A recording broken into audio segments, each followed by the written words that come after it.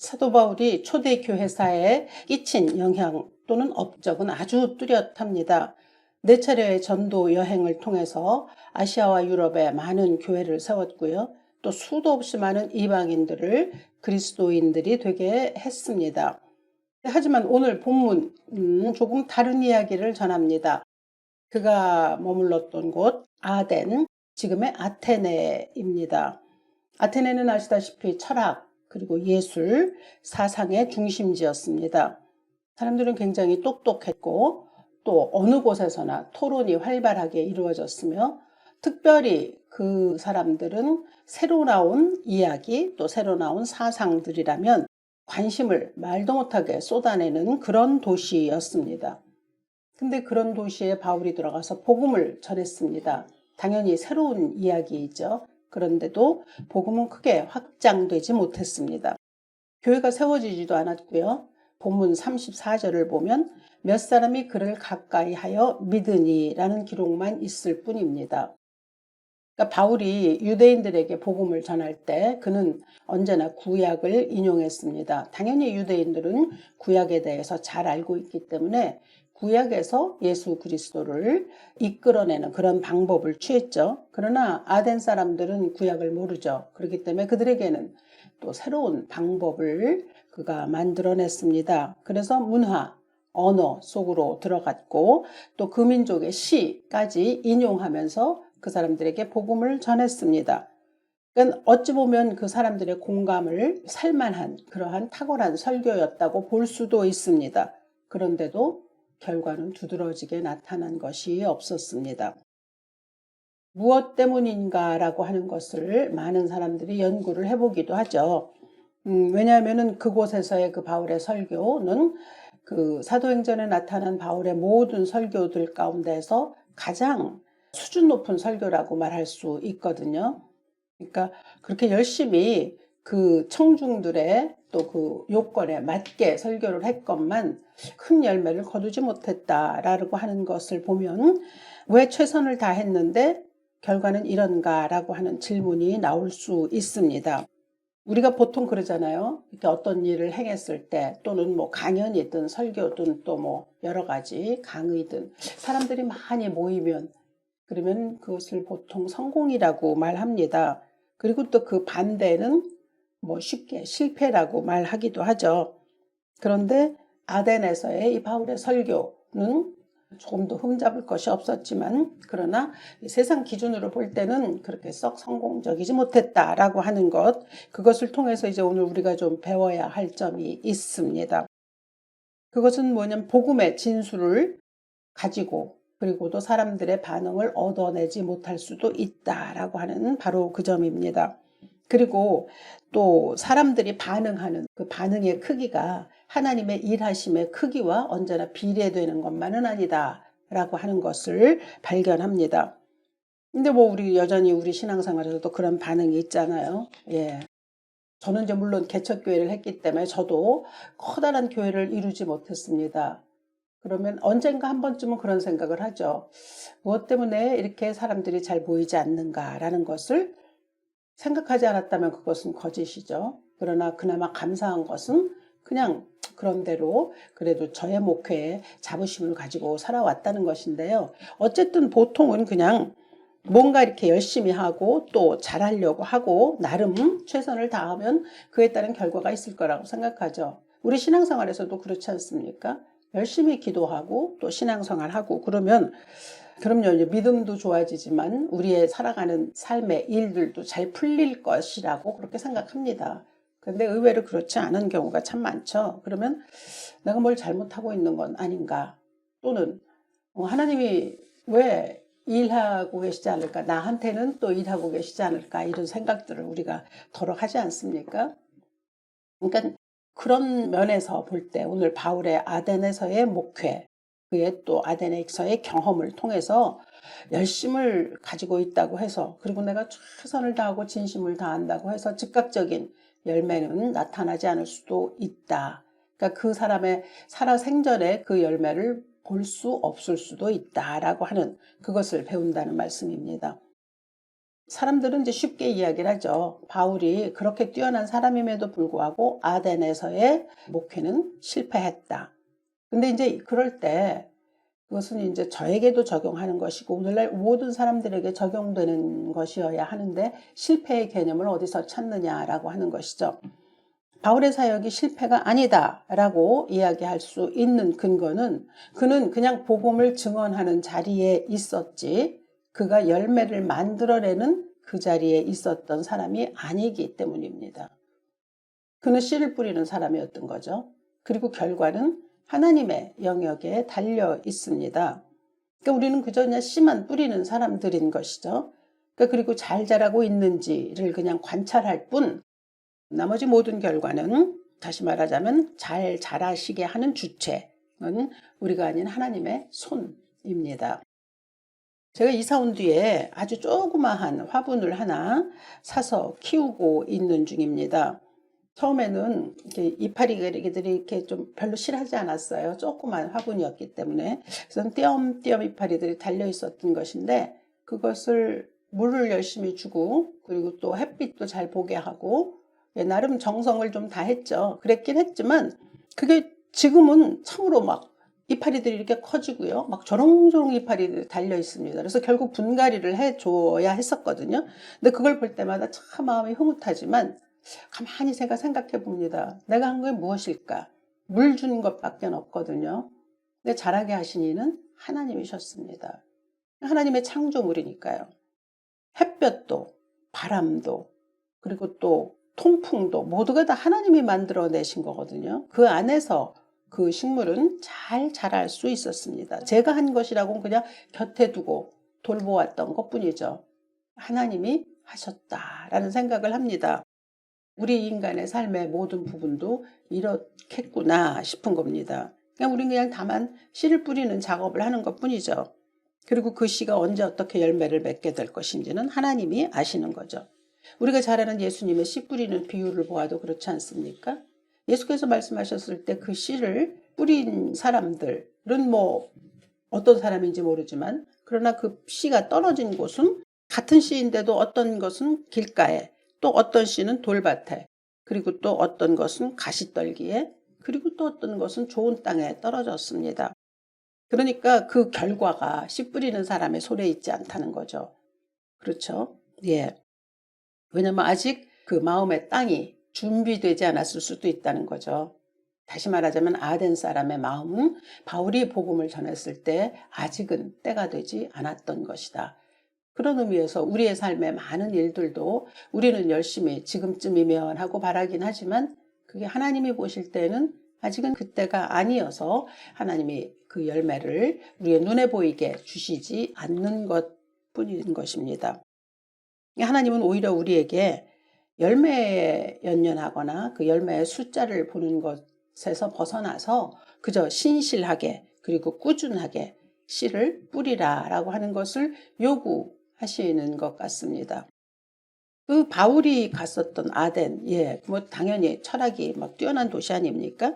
근데 그렇다고 해서 그곳이 이성, 지성만 가득했던 건 아니고요. 동시에 영성도 굉장히 충만했던 도시이었긴 했습니다. 왜냐하면 실제로 그 아덴에는 신전들이 가득했고요. 그리고 우상이 많았었습니다. 그래서 바울은 그들에게서 어떤 영적인 민감함이 있구나라고 하는 것을 발견했습니다. 22절로부터 23절까지를 보면 아덴 사람들아 너희를 보니 범사에 종교심이 많도다. 내가 두루 다니며 너희가 위하는 것들을 보다가 알지 못하는 신에게라고 새긴 단도 보았다. 종교심. 우리 통틀어서 종교성, 영성 이렇게 같이 이야기하기도 합니다. 실제로 인간은 본래부터 무신론자로 살아가기는 어렵게 지어졌습니다. 사람 안에는 본능적으로 설명되지 않는 그 무엇을 향한 감각을 가지고 있죠. 칼뱅은 그것을 신감각이라고 불렀습니다. 또 로마서 1장 20절은 그 부분에 대해서 이렇게 전하죠. 창세로부터 그의 보이지 아니하는 것들 곧 그의 영원하신 능력과 신성이 그가 만드신 만물에 분명히 보여 알려졌나니 그러므로 그들이 핑계하지 못할지니라. 하나님이 당신의 신성을 많은 만물에 다 보여주셨기 때문에 사람들이 그것을 보면서 신에 대한 감각을 알 수 있고, 무엇보다 우리의 마음 속에 그 신을 향한 감각이 있다라고 하는 거죠. 그래서 인간은 끊임없이 무언가를 의지하려고 하고 붙들려고 하지 않습니까? 그러니까 아덴 사람들은 그래서 알지 못하는 신에게라고 이름을 써놓은 제단이 있었다는 거 아닙니까? 그런데 그렇게 인간이 가지고 있는 그 인간 속에서 우러나오는 종교심, 종교성이 그렇다고 해서 바로 하나님을 발견할 수는 없습니다. 하나님께 이르지는 못하는 거죠. 오히려 인간은 자신이 내가 통제할 수 있는 어떤 신을 만들려고 하죠. 그래서 우상을 또 만드는 거거든요. 인간이 가지고 있는 종교성이 곧바로 하나님께 이르지 못한다. 굉장히 중요한 사실입니다. 오늘날도 사람들 크게 다르지 않죠. 우리 이제 교회 다니는 사람들, 그리스도인들은 물론 하나님을 믿습니다. 그렇지 아니하는 이제 불신자들도 그들이 그렇다고 해서 영적인 관심, 갈망이 없는 거 아니거든요. 아주 쉽게는 점이나 사주, 타로 뭐 이런 것도 다 그런 데서 오는 것이기도 하죠. 그래서 사람들은 여전히 자기 안에 있는 공허, 또 바램, 욕망 이런 것들을 채우기 위한 끝없이 무언가를 소유하기 위한 마음을 가지고 있습니다. 또 돈, 성공, 또 자기 인정, 뭐 자기 개발에 이르기까지, 그리고 우리가 살아가는 데 필요한 평안을 얻는 이 모든 데까지 누군가로부터 이러한 것들이 주어지기를 바라는 마음의 소원을 모든 인간은 다 가지고 있습니다. 그래서 그런 심정으로 하나님을 또 찾기까지 하지만, 그러나 복음은 인간이 하나님을 찾아내는 이야기가 아니라 하나님께서 인간에게 찾아오신 이야기, 그것이 바로 복음입니다. 너희들이 지금 알지 못하는 그 신이 누구인지 내가 알려주러 왔다라고 말하면서 그 하나님에 대한 것을 전파하죠. 그것이 24절로 25절입니다. 우주와 그 가운데 있는 만물을 지으신 하나님께서는 천지의 주제시니 손으로 지은 전에 계시지 아니하시고, 또 무엇이 부족한 것처럼 사람의 손으로 섬김을 받으시는 것이 아니니 이는 만민에게 생명과 호흡과 만물을 친히 주시는 이심이니라. 그러니까 너희는 알지 못한다라고 하는 막연한 종교심 가운데에서 누군가를 향하여, 그저 그 어떤 구원자를 향하여 손을 뻗치고 있는데, 그가 바로 천지의 창조주이신, 만물을 창조하시고 우리에게 생명과 호흡을 주시는 하나님이시라고 이야기하는 거죠. 그리고 이 사람들은 우상을 만들잖아요. 뭔가 하여튼 형상을 만들어서 그것으로 자기 위안을 삼는데, 하나님은 그런 존재가 아니시다. 또 사람들이 이제 전을 만들어서, 신전이 굉장히 많잖아요. 그러니까 신이 거하시는 곳. 근데 하나님은 그런 곳에 갇히시는 분도 아니다라고 설명을 해주는 거죠. 창조주이신 그 하나님. 그러면서 이제 그 창조주이신 하나님을 전하다 보니 당연히 예수 그리스도의 죽음과 부활이 따라오게 되어 있습니다. 그리고 그것을, 예수 그리스도의 죽음과 부활이 그들의 것이 되기 위해서 바울은 회개를 선포하죠. 근데 바로 이 지점에서 아덴 사람들의 반응이 갈리게 되었습니다. 그러니까 즉 신에 대한 관심은 있는 거죠. 그러나 회개에는 마음을 열지 않았습니다. 그러니까 영적인 이야기는 무척 선호하지만, 그러나 부활은 마음에 들지 않아 했습니다. 바울은 죽은 자의 부활을 이야기했거든요. 근데 그 이야기에 대해서 아덴의 사람들은 조롱으로 대했습니다. 왜냐하면 그 헬라 철학에 있어서 육체는 영혼보다 좀 더 낮은 것으로 그렇게 취급했거든요. 그러니까 죽은 몸이면 그건 이제 끝이잖아요. 근데 그게 다시 살아난다라고 하는 그 개념이 그들에게는 몹시 불쾌하고 또 불편하게 들렸던 겁니다. 그러니까 그 사람들이 그냥 뭐랄까 약간 공중에 떠다니는 식의 그러한 설교를 했다면 아마 그들은 선호했을지 모르죠. 그런데 죽은 자의 부활이라고 하는 것은 받아들이지 않았을 뿐더러 엄청난 조롱을 받았거든요. 그랬으면 이제 또 쉽게 생각했을 때 바울이 워낙에 똑똑한 사람이니까 그걸 조금쯤 각색할 수도 있었지 않았을까.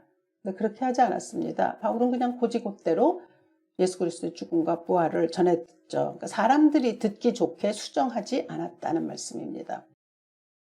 이 부분, 사람들의 귀에 혹하게 하려고 하는 이 설교에 대한 유혹, 이거 사실 오늘날 설교자들도 다 가지고 있는 고민이기도 합니다. 예, 그렇죠. 저도 그렇습니다. 사람들이 어떻게 하면 끝까지 잘 흥미를 잃지 아니하고 들을까? 또 어떻게 해야 어렵지 않게 이해시킬 수 있을까? 뭐 이런 거거든요. 더군다나 현대 사회는 특히나 더 그렇기도 하죠. 거절당하지 않는 것, 이게 굉장히 중요한 화두가 되어 있지 않습니까? 이게 설교에서도 그대로 드러나죠. 그래서 하여튼 뭐 전반적으로 누구나 다 즐겁게 듣고 이해하기 쉽고 뭐 그러면서도 또 설교의 진수는 들어가 있어야 되고, 그러니까 하나님의 말씀의 날이 무뎌지지는 않아야 하는 여러 가지 그 요소를 다 만족시켜야 한다는 것. 예, 그게 결코 쉬운 일은 아니죠. 그리고 또 오늘날 성도들은 그렇다고 합니다. 뭐 복음을 설명하기보다는 자신의 삶에, 그러니까 내 삶에 바로 연결될 수 있는 그러한 이야기를 좋아하거든요. 그러니까 그렇게 삶에 아주 적용할 수 있는 설교이면서도, 예, 말하자면 신학적인 뿌리도 있어야 하고 또 신앙적인 감동도 있어야 하고, 예, 뭐 그렇습니다. 근데 이제 문제는 그렇게 복음을 전하려다 보니까 복음이 조금 순화될 수 있는 우려가 있다라고 하는 점이죠. 그렇습니다. 저도 사실 자주 느낍니다. 죄 그리고 회개 그 설교보다는 이제 우리의 긍정적인 삶이 강조되는 설교를 더 좋아들 하십니다. 또 십자가의 자기 부인 그거보다는 당신은 특별한 사람입니다라고 하는 그 은혜의 메시지를 훨씬 더 선호합니다. 또 하나님은 경외의 대상이기보다는 우리의 쉽게 말하자면 우리의 기분을 맞춰주는 존재로서 더 함께하고 싶어 하는 마음이 많이 있습니다. 그러다 보니까 은혜의 하나님이 많이 강조되죠. 근데 은혜의 하나님은 분명하지만 잘못하면 자칫하면 왜곡될 수가 있는 거죠. 그리고 우리가 신앙을 갖는다는 것이 과연 어떤 길이냐, 이건 거룩의 길이고 순종의 길이다라고 하는 것이 강조되기보다는 그냥 신앙이 있기 때문에 삶이 좀 더 편안할 수 있고 또 잘 살 수 있다, 뭐 이런 식으로도 얘기가 되는 거죠. 근데 좀 축소되는 거죠. 그리고 또 천국 부활에 대한 소망보다는 지금 현재적인 성공 그리고 안정에 더 초점을 두는 이런 설교들을 많이 하기도 하고요. 또 그런 설교들을 더 좋아하기도 하는 것이죠. 그런데 정말 우리 모두가 알아야 할 것은 복음이라고 하는 것은 어떤 지점에서는 언제나 인간의 자아와는 충돌하게 되어 있습니다. 그럼요, 자기 부인, 십자가, 또 용서, 순종, 기다림, 인내 이런 것들이 우리 본능과 이렇게 대비해서 볼 때 그렇게 편한 메시지가 아니지 않습니까? 네. 그러니까 오늘 말씀을 통해서 우리가 배워야 한다는 것이라면 뭐 특히 이제 설교자들 같은 경우는 그렇게 부활을 꺼리는 사람들 앞에서 그러나 결코 그 부활을 거두어 드리지 아니하고, 왜냐하면 그게 복음의 핵심이니까. 그래서 그것을 전했다라고 하는 그 바울의 태도인 것이죠. 그래서 결국은 바울은 조롱을 받았을 뿐만 아니라 아데네를 떠나야 했습니다. 그런데 이제 정말 우리가 중요하게 생각해야 되는 건, 그렇다고 해서 우리 보통은 그는 그렇게 아무런 열매도 맺지 못하고 교회도 세우지 못하고 떠났으니까 실패다. 근데 하나님은 그렇게 판단하지 않으신다는 거죠. 하나님은 종종 아주 작아 보이는 자리에서 일하십니다. 우리 구약의 기도원에 300명 보십시오. 사람의 생각이라면 전쟁이 있으니까 군사가 많아야 숫자가 많을수록 좋다고 생각할 수 있는데 하나님 그렇게 안 하시고 숫자를 줄여가셨습니다. 그러니까 사람의 계산으로는 도저히 승산이 없지만 하나님이 행하시는 일이죠. 그러니까 많아야 안심된다고 생각하는 우리의 선입견이죠. 그걸 깨뜨리십니다. 그리고 우리는 또 상대방이 막 와 하고 반응하면 그러면 또 하나님이 일하고 계시다 이런 확신을 갖잖아요. 근데 하나님은 그렇게 일하시지 않는 때가 훨씬 더 많습니다. 예. 성경의 다른 중요한 장면들도 그런 게 많이 보이죠. 처음부터 화려하지 않습니다. 아브라함, 자식이 없었던 노인이었습니다. 요셉은 감옥에 갇힌 죄수였고요. 다윗은 들판의 초라한 목동이었습니다. 내 시작이 미약하다라고 하는 것은 하나님은 그렇게 그냥 그 손에 쥐어진 것이 아무리 작을지라도 그 안에서 가능성을 보시고 하나님이 일을 하시지, 그렇게 그냥 사람들이 보는 거하고는 좀 다르다는 거죠.